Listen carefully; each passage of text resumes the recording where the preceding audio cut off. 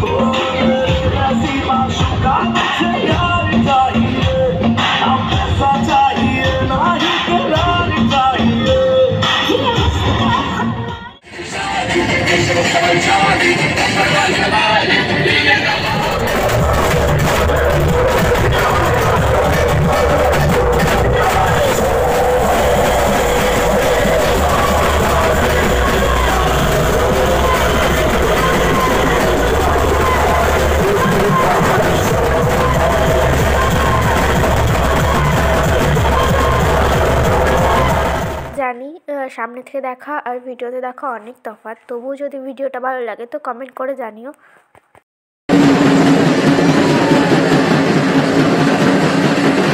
ভালো লাগলে আমার চ্যানেলটা সাবস্ক্রাইব করে দিও। দেখা হচ্ছে পরের ভিডিওতে, ততক্ষণের জন্য টাটা।